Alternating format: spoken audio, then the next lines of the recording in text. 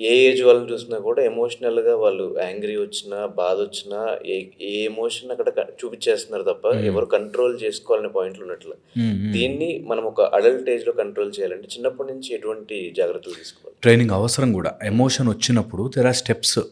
ఎప్పుడైనా ట్రై చేయాలి ప్రతి మనిషి.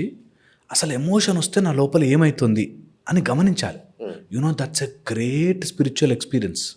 ఎప్పుడైనా ఫుల్ కోపం వచ్చినప్పుడు ఒక్క నిమిషం ఆగి నాకేమవుతుందసలు? నా లోపల ఏంటి అది అంత కోపం తెప్పిస్తుంది అని ఆలోచించి పట్టుకుంటే ఇట్స్ ఎన్ ఎన్‌లైటన్‌మెంట్. చాలామందికి తెలియదు. ఒక ఫ్యాన్ స్విచ్ ఆన్ చేస్తే ఫ్యాన్ తిరిగినట్టు, వాడు నన్ను అట్లా చూసాడు నాకు కోపమొచ్చింది. వాడు ఇట్లా చేసాడు నాకు కోపమొచ్చింది. ఎవడో బటన్ ఆన్ చేసాడు నేను తిరుగుతున్నా హ్మ్. అనేటట్టుగా తయారవుతారు. And they feel that emotion is me. నిజానికి ఎమోషన్ మనము కాదు.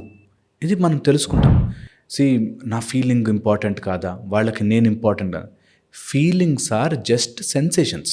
ఇప్పుడు ఇలా అన్నాననుకో I am feeling it. Hmm. ఆ ఫీలింగ్ ఇట్లా అన్నప్పుడు వాడు ఆ రోజు నా చెయ్యి అట్లాగే పట్టుకున్నాడు ఈజ్ ఎన్ ఎమోషన్. నువ్వు దానికి ఒక గుడ్ టచ్ లేకపోతే ఆ ఫీలింగ్ గుడ్ ఫీలింగ్ లేకపోతే గుడ్ ఎక్స్పీరియన్స్ అని మనం యాడ్ చేస్తున్నాం masala. But generally any feeling అది ఎమోషన్గా మారే లోపల పట్టుకోవడం నేర్పించాలి. హ్మ్. దిస్ కెన్ బి ట్రైన్డ్ తెలుసా.